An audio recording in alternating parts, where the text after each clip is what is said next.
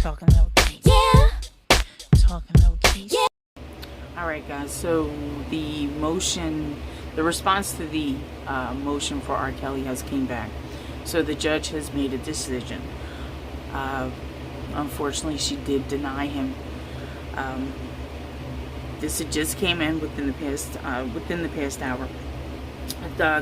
It's saying a federal judge in New York has again denied a bid by singer R. Kelly for pretrial release due to coronavirus. Inside the motion, inside the denial, it says the circumstances that led Judge Leinweinberger, Judge Tisconi, and me to conclude that the defendant has not rebutted the presumption of detention have not changed. The defendant is charged in Illinois and New York with extraordinarily serious crimes for which he faces a long prison term. That prospect makes him a flight risk. The nature of the charges, which include crimes against minor victims, threats against potential witnesses, and paying bribes to keep witnesses from cooperating, make him a danger to the community, including that he could attempt to tamper with prospective witnesses. So she also says that she does not agree that a diagnosis of prediabetes presents a compelling reason for his release. While the CDC has identified diabetes as a risk factor for COVID-19, the same is not true for prediabetes, a condition that affects nearly 1 in 3 American adults. Then they reference to see groups at higher risk for severe illness, available at that link there on the screen. And then it also says, see also diabetes and prediabetes. She says, let me pull this up real quick so I can read it. My review of the defendant's medical records reflect that he is receiving more than adequate care to manage this condition. The healthcare professions at the MCC see him regularly. And we are working with him to implement lifestyle changes so that his condition improves. Those recommendations include diet, weight loss, and exercise.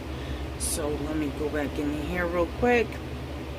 Also, the judge writes that the history of returning to court in his 2008 state court case is substantially undermined by the grand jury's probable cause finding in the Illinois federal case that the defendant obstructed justice during that trial.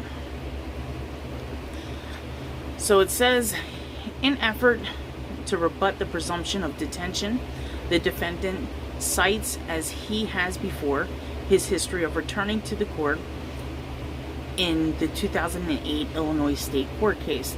The significance of that record is substantially undermined by the grand jury's probable cause finding in the Illinois federal case that the defendant obstructed justice during that trial. The defendant is presumed innocent of the charges, but as explained above, the grand jury's probable cause finding that he obstructed justice in the past, as well as the nature of other charges, are relevant factors in the pretrial detention analysis under section 3142. And then they give like a case example. In this case, it says C. Cali 571 U.S. at 329 N6. The grand jury's unreviewed findings similarly may play a significant role in determining a defendant's eligibility for release before trial under the Bail Reform Act of 1984, 18 U.S.C. 3141. So he has been denied. This is crazy.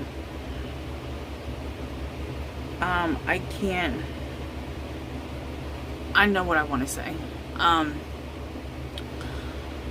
My personal opinion about this is that the defense is probably going to have to do more research on certain things, or possibly get a defense attorney in there, or if not in there, have another defense attorney look over things before they submit them.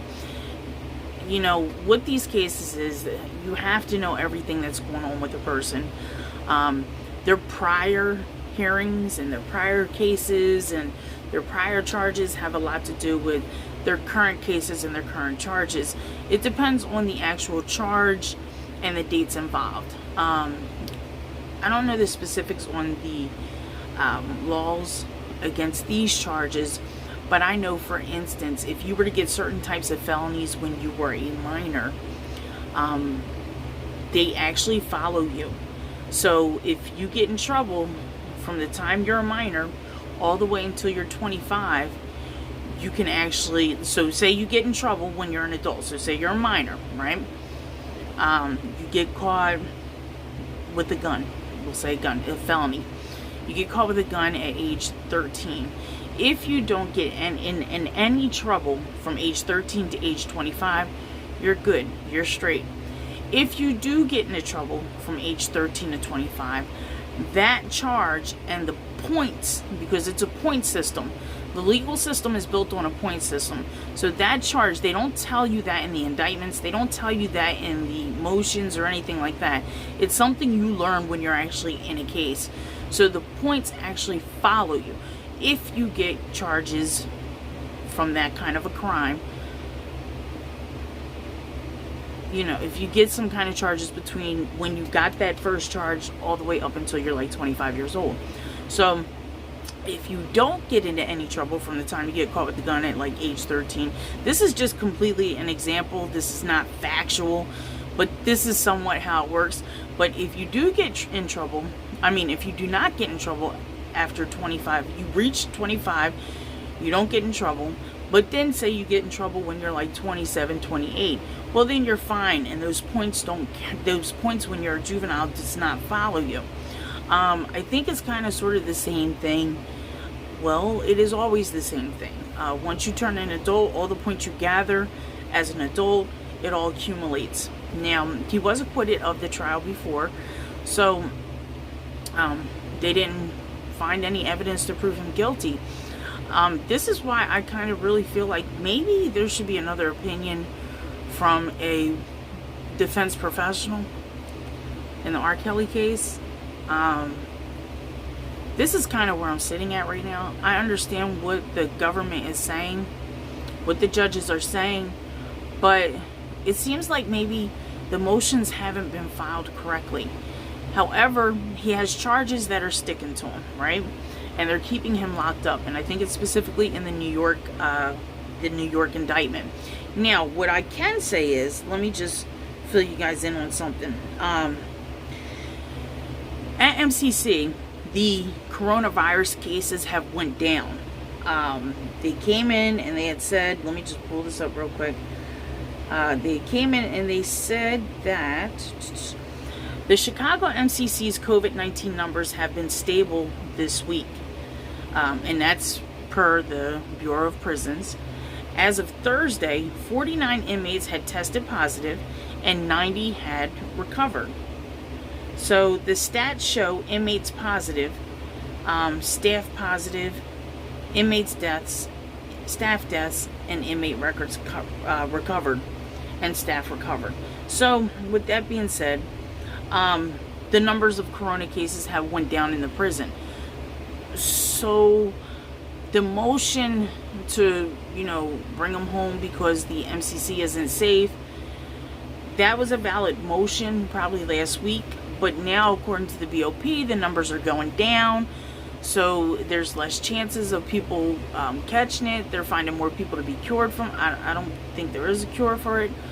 I've heard of people who've actually been quarantined for like 2-3 weeks. They have no symptoms, but yet they test positive. You know what? This is too much. I don't know. I don't really have too much positivity to say in this video. Except for keep on praying for the man. Keep praying for R. Kelly.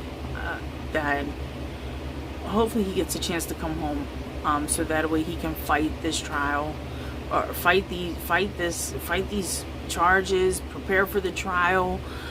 Do what he has to do to prove his point in court. It's not looking too good.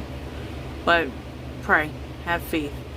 Just because it doesn't look too good right now doesn't mean it doesn't look good in the future. Maybe some things can happen.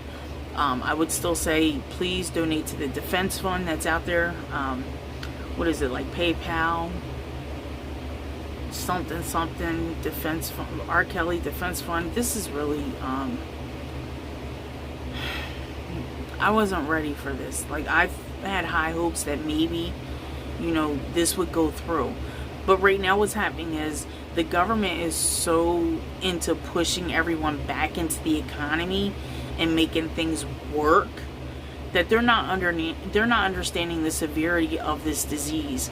And as far as I'm concerned, a lot of numbers that are presented to us by the Bureau of Prisons, by the government, whatever, are not even factual. From what I've gathered, a lot of numbers allegedly are less than what they really are. So the numbers in the US, from what I gathered, allegedly are much higher than what are presented to us. So you got people who are not getting tested. Those people are not getting accounted for.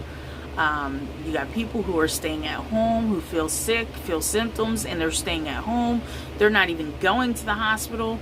So they're not part of the statistic rates that are given, you know, publicly. So people are staying home. They're trying to quarantine themselves. They're not trying to go to the hospital. So there's people that are doing that. There are people that are really staying at home because they don't want to go to the hospital. And there's a lot of fatalities happening in people's homes because they don't want to go to the hospital to face this. So keep those people in prayers. Keep R. Kelly, Robert Sylvester Kelly, in your prayers. Keep all prisoners in your prayers. I hope the Bureau of Prisons are not fooling with the numbers of the inmates. I know it's weird to me how, like, at 1 minute the Bureau of Prison, the numbers were real low. Then they all shot up after testing. And now they're shooting back down. Like, it's like you can't even trust things nowadays.